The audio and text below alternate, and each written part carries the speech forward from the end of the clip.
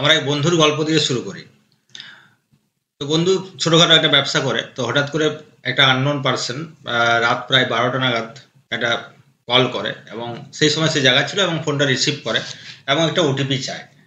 এবার ওটিপিটা নেওয়ার জন্য যেটুকু ইমপ্রেস করার দরকার ছিল নিশ্চয়ই করেছে, এবং সে ওটিপিটা কিন্তু দিয়ে দিয়েছে। ব্যাস, একবার ওয়ান টাইম ওটিপিটা সে দিয়েছিল, তারপর সুইচ অফ করে ঘুমিয়ে পড়ে। এবার সকালে যখন উঠে সে সুইচটা অন করে, তখন কন্টিনিউ 25 থেকে 30টা মেসেজ পরপর ঢুকতে থাকে। সবগুলোই তার অ্যাকাউন্ট থেকে ডিডাকশনের মেসেজ।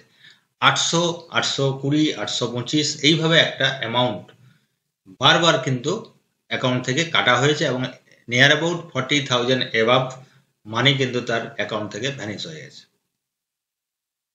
এবার আপনারা এই ধরনের গল্প অনেক শুনেছেন, নিজের বন্ধু বান্ধব, আত্মীয় স্বজন, অথবা নিজেও ভিকটিম হিসাবে আছেন, যাদের টাকা কিন্তু অ্যাকাউন্ট থেকে কেটে নিয়েছে থ্রু ওটিপি, একটা ওটিপি বলার জন্য, অথবা ওটিপি না বলার পরেও কিন্তু আপনার অ্যাকাউন্ট ফাঁকা হয়ে গেছে কোনো কারণে, এবং আপনারা দিশেহারা হয়ে গেছেন, কি করবেন বুঝতে পারছেন না। তো আজকে আমি সেই ভিডিওটাই নিয়ে আসছি। তো এই ধরনের ঘটনা যদি আপনার সাথে ঘটে, আপনার অ্যাকাউন্ট থেকে একটা হিউজ অ্যামাউন্টের টাকা কেটে নেওয়া হচ্ছে, এই ধরনের যদি ঘটনা ঘটে, আপনাদের প্রথম করণীয় কাজটা কি? এবার আপনাকে একটা জেনারেল ডায়েরি করতে হবে। প্রত্যেক থানার আন্ডারে একটা করে সাইবার সেল থাকে। সাইবার সেলে গিয়ে আপনাকে কিন্তু আপনার যে কমপ্লেনটা নথিভুক্ত করতে হবে। ঠিক আছে? এবার সেই নথিভুক্তকরণের কাজটা করার আগে আপনাকে আরও যেটা করতে হবে, সেটা হচ্ছে সাইবার ক্রাইম পোর্টাল যেটা রয়েছে, national cyber crime reporting portal যেটা রয়েছে, সেই রিপোর্টিং পোর্টালে আপনাকে কিন্তু সেম রিপোর্ট যেটা আপনি সাইবার সেলে গিয়ে করবেন লিখিতভাবে, তারই একটা কিন্তু অনলাইন ফরম্যাট রয়েছে। অনলাইনে কিন্তু আপনাকে সেই কমপ্লেনটা লঞ্চ করতে হবে বা আপনাকে অ্যাপ্লাই করতে হবে। তো আমি আমার আজকের ভিডিওতে দেখাবো যে কিভাবে আপনি ন্যাশনাল সাইবার ক্রাইম রিপোর্টিং পোর্টালে গিয়ে আপনার যে মানি ফ্রড হয়েছে, ব্যাংকিং ফ্রড হয়েছে, সেই ফ্রডের অ্যাপ্লিকেশনটা আপনি কিভাবে করবেন। আরও অনেক ফ্রড রয়েছে, সাইবার ক্রাইমের কোনো শেষ নেই। আমি সাইবার ক্রাইম নিয়ে আরও ভিডিও রয়েছে আমার, আপনি চ্যানেলে দেখে নিতে পারেন। অনেক রকমের কিন্তু সাইবার ক্রাইম হয়। এবার আমার আজকের ভিডিও থাকছে মানি ফ্রডে আপনি কিভাবে অনলাইন অ্যাপ্লিকেশন করবেন ন্যাশনাল সাইবার ক্রাইম রিপোর্টিং পোর্টালে গিয়ে। তো চলুন ভিডিওটা শুরু করি। তার আগে নমস্কার, আমি স্বপন, আপনারা দেখছেন ইগল একাডেমি, সঠিক তথ্য, সম্পূর্ণ তথ্য। তো ন্যাশনাল সাইবার ক্রাইম পোর্টালটা খুলে নেওয়ার পর আপনি একটু স্কুল লাইন করে নিচে নামবেন। দেখুন এখানে কিন্তু ফিনান্সিয়াল ফ্রড অলরেডি কিন্তু লিখিত রয়েছে। দেখুন ফিনান্সিয়াল ফ্রড, আরও অনেক ফ্রড হয়, আগেও বলেছি। এই ফ্রড নিয়েই আজকে আলোচনা করব। এবার এখানে ক্লিক করে নেওয়ার পরে আপনার সামনে কিন্তু পরের পেজ চলে আসবে। পরের পেজ চলে আসার সাথে সাথে আপনাকে একটা পড়ার জায়গা দেবে, যে একটু পড়ে নিতে হবে।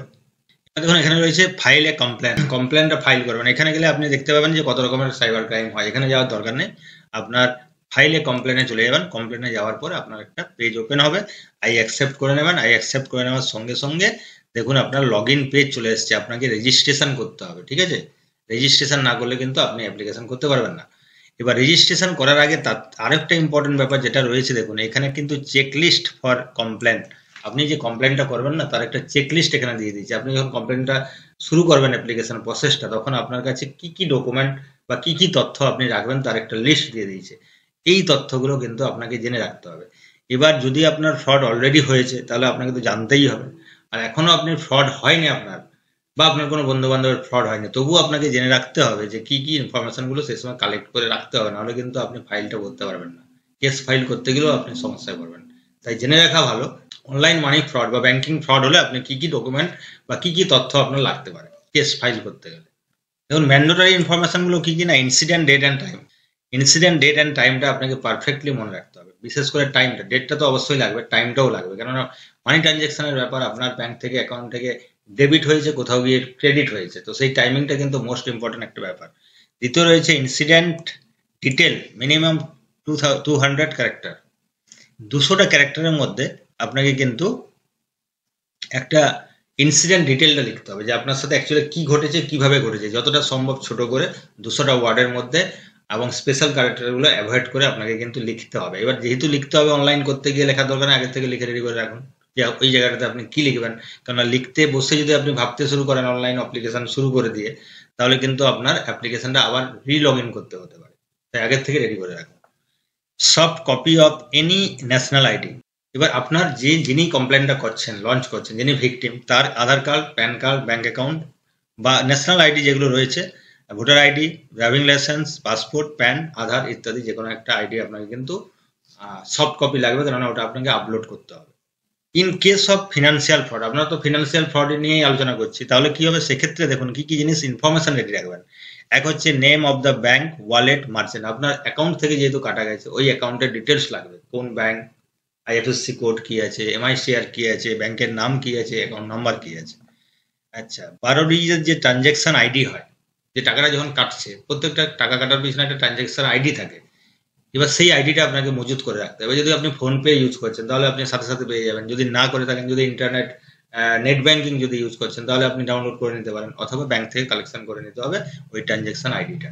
এরপর হচ্ছে date of transaction, fraud amount, ওটা তো দিতেই হবে কত টাকা ফ্রড হয়েছে। Soft copy of all the relevant evidence related to the crime, cyber crime. 10 MB-র মধ্যে আপনার সমস্ত যা যা আপনার এভিডেন্স রয়েছে, যে আপনার ট্রানজেকশন যে স্লিপ রয়েছে সেটা দিতে পারেন, কত টাকা কাটলো সেটা, এভরিথিং যা যা রয়েছে আপনার মনে হচ্ছে যে এটা রেলিভেন্ট একটা ডকুমেন্ট, তাহলে আপনাকে ওগুলো রেডি করে রাখতে হবে। অপশনাল যেগুলো না হলেও চলবে কিন্তু রাখাটা উচিত, সেটা হচ্ছে suspect website URL, social media handle ইত্যাদিতে। মানে এটা কি জিনিস, ধরুন আপনি ফ্রডটা হয়েছেন এমনভাবে যে আপনার টাকা, আপনার অ্যাকাউন্ট থেকে টাকা কেটে কেউ কোনো প্রোডাক্ট কিনে নিয়েছে। এবার সেক্ষেত্রে কি হয়েছে না, আপনি কোনো না কোনো হতে পারে ফেসবুক বা অন্য কোনো যে সোশ্যাল মিডিয়াগুলো রয়েছে সেখানে কোনো অ্যাড ছিল, অ্যাডের নিচে কোনো লিঙ্ক ছিল একটা ভালো প্রোডাক্ট, সেখানে আপনি ক্লিক করেছেন, আপনার সমস্ত ডেটা ওরা পেয়ে গেছে, এবং অন্য কেউ আপনার যে ডেটা সেই ডেটা ইউজ করে টাকাটা আপনার অ্যাকাউন্ট থেকে কেটে প্রোডাক্টটা তুলে নিচ্ছে, এটা হতে পারে। তাহলে সেক্ষেত্রে ওই ওয়েবসাইট বা ইউআরএলটা লাগবে আপনার। যদি কোনো মোবাইল নাম্বার থাকে তাহলে লাগবে। মোবাইল নাম্বার মানে কি, যদি আপনাকে ফোন করে ওটিপি চেয়ে থাকে তাহলে সেটা একটা মোবাইল নাম্বার আপনার একটা এভিডেন্স হয়ে গেল, সেটা লাগবে। ইমেল আইডি থাকলে লাগবে। কোনো ব্যাংক অ্যাকাউন্ট যদি থাকে আপনার কাছে, যে অপরাধী তার, প্রতারক তার, সেটা লাগবে। অ্যাড্রেস যদি থাকে, আপনি কাউকে গেস করছেন, তার অ্যাড্রেস থাকলে দিতে পারেন। Soft copy of photograph suspect, যদি কোনো ফটোগ্রাফ থাকে সাসপেক্টেড তাহলে দিতে পারেন। Any other document through which suspect can be identified, এছাড়াও যদি অন্য কোনো ডকুমেন্ট থাকে যেটা দিয়ে সাসপেক্টকে আইডেন্টিফাই করা যাবে তাহলে সেই ডকুমেন্টটাও আপনাকে দিতে হবে। দেখুন আমি যে বন্ধুর গল্প বলছিলাম, সেই বন্ধু যে ফ্রড হয়েছে ভিকটিম, দেখুন তার যে স্লিপগুলো আমি পেয়েছিলাম সেখানে দেখুন, এখানে 17 তারিখে সকাল 10টার সময় একটা টাকা কেটেছে, আর 812.5। আবার 18 তারিখে ওই একটাই ওটিপি কিন্তু শেয়ার করেছিল, তারপরে কোনো ওটিপি দেয়নি, এবং সে বন্ধও করতে পারছে না, যে অ্যাকাউন্ট থেকে কাটাটা বন্ধ করবে সেটাও কিন্তু করার আগেই কিন্তু টাকা ভ্যানিশ হয়ে গেছে। ঠিক আছে, এবং এই অ্যামাউন্টের টাকা কেটেছে, এই হচ্ছে ট্রানজেকশন আইডি এবং অ্যাকাউন্ট নাম্বার, এইটা যে অ্যাকাউন্ট নাম্বারে টাকাটা কিন্তু গেছে। ঠিক আছে, এবং সেভিং অ্যাকাউন্ট। ঠিক আছে, এই হচ্ছে একটা ট্রানজেকশন। এইগুলো কিন্তু আপনাকে সাথে রাখতে হবে অ্যাপ্লিকেশনটা করার সময়। ঠিক আছে, এই ধরনের যা যা রেলিভেন্ট ডকুমেন্ট আপনার আছে সেগুলো কিন্তু একসাথে করে রেখে দেবেন। এর ক্ষেত্রে প্রায় 30 থেকে 40 বার কাটা হয়েছে, 30 থেকে 40টাই কিন্তু আপনার এই স্লিপগুলো কিন্তু থাকবে এবং রাখতে হবে। ঠিক আছে, এবং সেগুলো আপলোড করতে হবে, আপনার ক্ষেত্রেও তাই করতে হবে। তো এবার আপনার সমস্ত কিছু মোটামুটি রেডি, এবার আপনাকে লগ ইন করতে হবে, কিন্তু লগ ইন ক্রেডেনশিয়াল আপনার নেই, তাই আপনাকে যেটা করতে হবে সেটাকে হচ্ছে দেখুন, click here for new user. আপনি নিউ ইউজার হিসেবে আপনাকে ঢুকতে হবে এবং এখানে আপনাকে ক্লিক করে নিতে হবে আপনাকে ফার্স্ট সাইন আপটা করার জন্য। এবার সাইন আপ করার জন্য এখানে আপনাকে প্রথমে স্টেটটা আপনাকে বেছে নিতে হবে, এবং আপনার যে লগ ইন আইডি এখানে কিন্তু লিখে দিয়েছি যখন, প্রেফারেবলি ইউর মেল আইডি, আপনার যেটা মেল আইডি হবে সেটাই কিন্তু আপনার লগ ইন আইডি হবে। এবং এখানে মোবাইল নাম্বারটা আপনাকে দিয়ে দিতে হবে। মোবাইল নাম্বার দেওয়ার পর এখানে গেট ওটিপি করবেন, ওটিপিটা আসার সঙ্গে সঙ্গে এখানে ওটিপিটা দিয়ে দিতে হবে, এবং এন্টার ক্যাপচা করে আপনাকে সাবমিট বাটনে ক্লিক করে নিতে হবে, তবে গিয়ে আপনার লগ ইন ক্রেডেনশিয়ালগুলো তৈরি হবে। দেখুন এখানে প্রথম লগ ইন আইডি দিয়ে দিয়েছে আপনার, এটা টাইটেলটা আপনাকে দিয়ে দিতে হবে, মিস্টার মিসেস আপনি কি আপনার টাইটেল সেটা দিয়ে দেবেন। এখানে নেমটা আপনাকে লিখে দিতে হবে, মোবাইল নাম্বার অটোমেটিক শো করবে এখানে যেমন জিমেল শো করছে। এখানে date of birth, gender, mail ID যদি থাকে ওই মেল আইডি আবার দিয়ে দেবেন, ফাদার মাদার স্পাউসের যে কোনো একজনের নাম দেবেন, এবং এখানে নামটা এখানে সিলেক্ট করবেন, এখানে নামটা দিয়ে দেবেন। ঠিক আছে, এরপরে আসবে প্রেজেন্ট অ্যাড্রেস, এখানে হাউস নম্বর, street name, colony, village, tehsil বা সিটি দিয়ে দেবেন। এখানে যা যা চাইছে আপনাকে পরপর দিয়ে দিতে হবে, দিয়ে দেওয়ার পরে এখানে সেভ অ্যান্ড কন্টিনিউ বাটনে ক্লিক করে নিতে হবে। সেভ বাটনে ক্লিক করার সঙ্গে সঙ্গে আপনি কিন্তু লগ ইন হয়ে যাবেন অটোমেটিকলি। এবার লগ ইন হয়ে যাওয়ার পরে এখানে দেখুন পরপর স্টেপগুলো আপনাকে মেনটেন করতে হবে। কমপ্লেন ক্যাটাগরি, অনলাইন ফ্রড, এটা তো রয়েছে। এবার সাব ক্যাটাগরির মধ্যে কিন্তু এগুলো রয়েছে, দেখুন কোনটা আপনি দেবেন। এক হচ্ছে Aadhaar enabled payment system, business, email compromise, debit credit card fraud, demat deposit fraud, e wallet related fraud, আপনার যে ফ্রডটা হয়েছে সেই ফ্রডটা কিন্তু আপনাকে সিলেক্ট করে নিতে হবে। এক্ষেত্রে হবে কি না, এই ধরুন ফ্রড কল বা ভিসিং তো এখানে হয়নি, এখানে টাকা নিয়ে হয়েছে। ইউপিআই রিলেটেড ফ্রড, এবার এক্ষেত্রে যেহেতু আপনাকে টাকাটা কাটছে আপনার ফোনপে থেকে, তাহলে ইউপিআই রিলেটেড ফ্রড কিন্তু আপনাকে সিলেক্ট করে নিতে হবে এক্ষেত্রে। এবার এখানে বলছে have you lost your money, অবশ্য 100% ইয়েস হবে, আপনি আপনার মানিটা লস্ট করেছেন। আচ্ছা, approximate date time of incident receiving viewing content.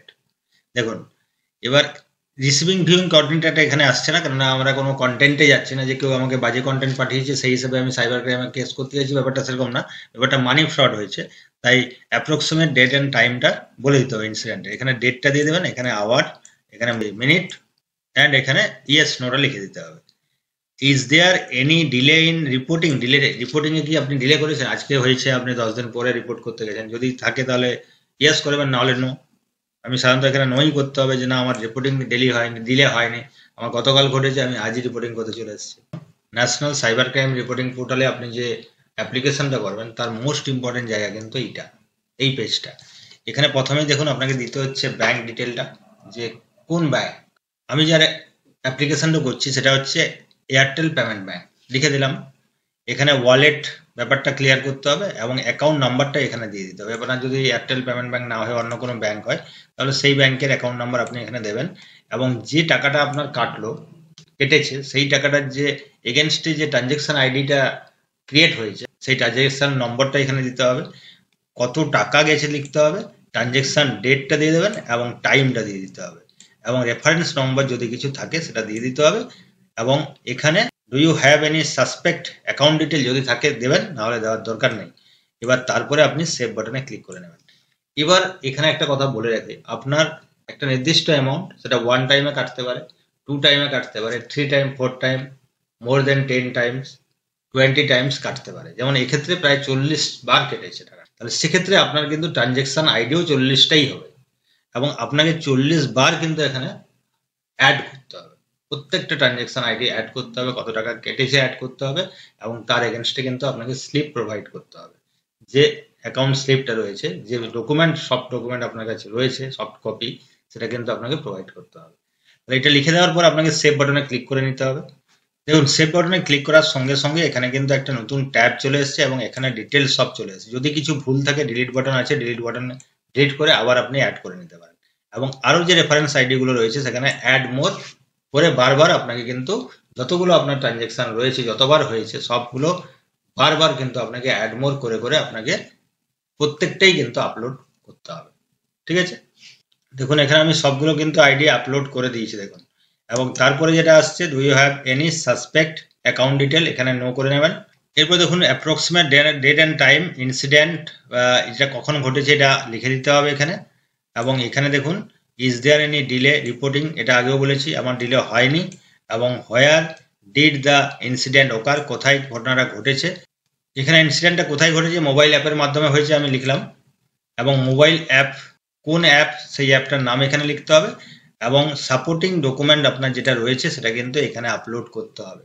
Upload করার পরে এখানে অ্যাড অপশান রয়েছে, আপনার যদি একাধিক থাকে আপনি একাধিক অ্যাড করে করে একাধিক আপনি আপলোড করতে পারেন, এবং এখানে যে ইনসিডেন্ট সেই ইনসিডেন্ট সম্পর্কে এখানে 200 ওয়ার্ডের মধ্যে আপনাকে লিখতে হবে। লেখা হয়ে যাওয়ার পর save as draft and next বাটনে ক্লিক করে নিতে হবে।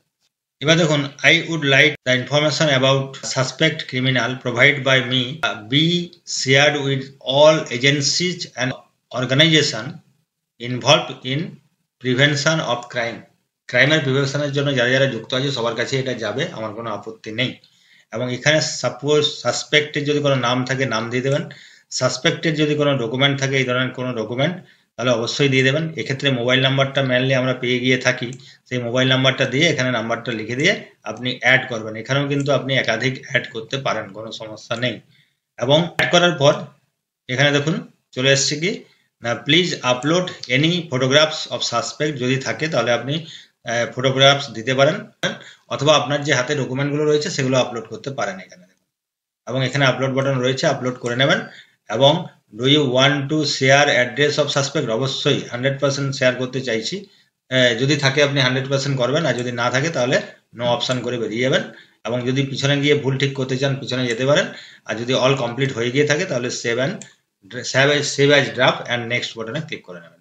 পুরো কমপ্লেন ডিটেলটা কিন্তু আপনার চোখের সামনে আছে, আপনি একটু চেক করে নেবেন, দেখে নেবেন যে কোথাও কিছু ভুলভাল হয়েছে কিনা। যদি ভুলভাল না হয়ে থাকে, সমস্ত কিছু ওকে থাকে, তাহলে সেভ অ্যান্ড প্রিভিউ বাটনে ক্লিক করে নেবেন। ক্লিক করে নেওয়ার সঙ্গে সঙ্গে আপনি যেটা সেভ করলেন বা যে অ্যাপ্লিকেশন করেছেন তার প্রিভিউটা চলে আসবে। দেখুন সব ডেটাগুলো এখানে চলে এসছে, আপনি যেগুলো সাবমিট করেছেন সমস্ত তথ্য যা আপনি দিয়েছেন সব কিন্তু আপনার চোখের সামনে থাকবে। আপনি একটা একটা করে আপনাকে একটু ভেরিফাই করে নিতে হবে। ভেরিফাই করে নেওয়ার পর যদি মনে হয় এভরিথিং ইজ ওকে, তাহলে আপনাকে সাবমিট বাটন যেটা রয়েছে ফাইনাল সাবমিট, সেই ফাইনাল সাবমিট বাটনে ক্লিক করে নিতে হবে। এটাই জাস্ট দ্যাটস অল, আর কিছু নেই। এখন কনফার্ম অ্যান্ড সাবমিট আই এগ্রিতে ক্লিক করবেন, এবং কনফার্ম অ্যান্ড সাবমিট বাটন যেটা রয়েছে সেই বাটনে ক্লিক করে নিলেই আপনার কিন্তু যে আপনার অ্যাপ্লিকেশনটা হলো সেই অ্যাপ্লিকেশনটা কিন্তু আপনার লঞ্চ হয়ে যাবে। এবং এখানে একটা সাকসেসফুলি অ্যাকনোলেজমেন্ট নাম্বারও আপনার ইস্যু হবে, সেই নাম্বারটা আপনি কপি করে রেখে থাকবেন, কেননা পরবর্তীকালে আপনাকে ট্র্যাক করার জন্য এই নাম্বারটা লাগবে। ঠিক আছে, এবার এখানে কপি করে নেওয়ার পর ওকে করে বেরিয়ে যাবেন, এবং প্রিন্ট অপশান এখানেই আপনি পেয়ে যাচ্ছেন। এটা এই যে ফর্মটা আপনি ফিল আপ করেছেন সেই ফর্মটাকে থ্রোলি একটা প্রিন্ট আউট করে নিতে হবে, দিয়ে কাছে রাখতে হবে, এবং যখন আপনি থানায় যাচ্ছেন তখন কিন্তু সেই ফর্মটা আপনাকে সাথে নিয়ে গিয়ে জমা করতে হবে। ঠিক আছে, তো দেখুন এখানে ডাউনলোড পিডিএফ অপশান রয়েছে, ক্লিক করে নেবেন। ক্লিক করে নিয়ে আপনাকে প্রিন্ট আউট করে নিতে হবে। এবার দেখুন সেই পোর্টালে আপনার লগ ইন অবস্থায় এখানে রয়েছে চেক স্ট্যাটাস।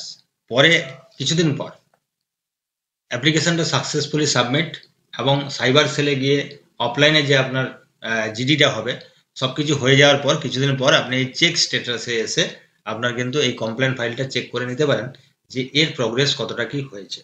ঠিক আছে, বোঝা গেছে পরিষ্কার?